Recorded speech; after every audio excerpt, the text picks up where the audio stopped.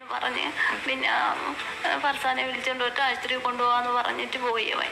ഫെബ്രുവരി 24 ഷെമിയുടെ ജീവിതത്തിലെ ഏറ്റവും വേദനിപ്പിക്കുന്ന ദിവസമാണ്.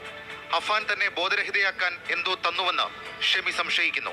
അന്ന് തനിക്ക് ബോധമുണ്ടായിരുന്നെങ്കിൽ ഇതൊന്നും സംഭവിക്കില്ലെന്ന് ഷെമി. എന്തോ എനിക്ക് കഴിച്ചെന്ന് എനിക്ക് തോന്നുന്നു. കാരണം പിന്നെ എനിക്ക് ഒന്നും ഓർമ്മയില്ല അതിനെപ്പറ്റി. ഓർമ്മ ഉണ്ടായിരുന്നെങ്കിൽ ഇതൊന്നും സംഭവിക്കൂലായിരുന്നു. 25 ലക്ഷം രൂപയുടെ സാമ്പത്തിക ബാധ്യതയാണ് ഉണ്ടായിരുന്നത്. വീടും വസ്തുവും വിറ്റ് കടം തീർക്കാമായിരുന്നു. കൂട്ട ആത്മഹത്യയെക്കുറിച്ച് ആലോചിച്ചിരുന്നില്ലെന്നും ഷെമി.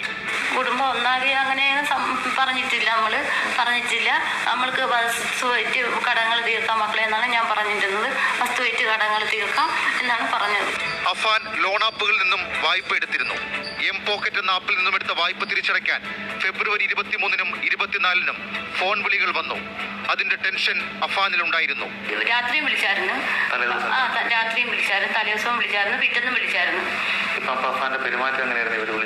വിളിച്ചു കഴിഞ്ഞപ്പോ അടയ്ക്കാന്ന് പറഞ്ഞു, പൈസ അടയ്ക്കാന്ന് പറഞ്ഞു. വെഞ്ഞാറമൂട് സെൻട്രൽ ബാങ്കിൽ നിന്ന് അഫാൻ്റെ ഉമ്മയുണ്ടെങ്കിൽ ഇത്രയും നാളുണ്ടെങ്കിൽ ചികിത്സയിലായതുകൊണ്ട് തന്നെയാണ് തീർച്ചയായിട്ടും ബാക്കിയുള്ളവർക്ക് എന്തെങ്കിലും പറയാനോ അല്ലെങ്കിൽ അവരെ നിന്ന് എന്തെങ്കിലും കാര്യങ്ങൾ അറിയാനോ സാധിക്കാതിരുന്നത്. ഇവരുണ്ടെങ്കിൽ അഫാൻ്റെ ഉമ്മയ്ക്ക് ഒരു കുഴപ്പമില്ലാതിരിക്കുകയാണ്. ആ സമയത്താണ് ഇതേകണക്കുള്ള മീഡിയസൊക്കെ കാര്യങ്ങൾ ചോദിക്കുമ്പോൾ പറയുന്നത് തനിക്ക് അന്ന് നടന്നത് ഭയങ്കരമായിട്ട് ഒന്നും ഓർമ്മയില്ല. അന്നുണ്ടെങ്കിൽ അവൻ എൻ്റെ കഴിക്കുന്നതിൽ എന്തെങ്കിലും ഉണ്ടെങ്കിൽ ചേർത്തിട്ടുണ്ടാകും, അതുകൊണ്ടാണ് എനിക്ക് കറക്റ്റായിട്ട് നടന്ന കാര്യങ്ങളൊന്നും ഓർമ്മയില്ലാത്തത്. അങ്ങനെ ആ അമ്മയ്ക്കുണ്ടെങ്കിൽ അന്ന് നടന്ന ചില കാര്യങ്ങൾ മാത്രമേ ഓർമ്മയുള്ളൂ. അവനുണ്ടെങ്കിൽ ഷാൾ കൊണ്ട് കരുത്ത് ഞെരിക്കാൻ നോക്കി. ആ സമയത്തുണ്ടെങ്കിൽ അവൻ പറഞ്ഞൊരു കാര്യം എന്ന് പറയുന്നത് ഞാൻ പെട്ടെന്ന് തന്നെ ഹോസ്പിറ്റലിൽ കൊണ്ടുപോകാം, അങ്ങനത്തെ ഉള്ളൊരു കാര്യം മാത്രമേ അവൻ എൻ്റെ അടുത്ത് പറഞ്ഞതായിട്ട് എൻ്റെ ഓർമ്മയുള്ളതെന്നാണ് ഉമ്മ പറയുന്നത്.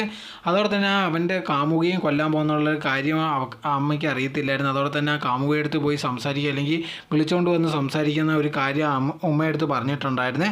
അത് കഴിഞ്ഞതിന് ശേഷമാണ് ഈ സംഭവങ്ങളെല്ലാം നടന്നതെന്നാണ് ഈ ഉമ്മ പറയുന്നത്.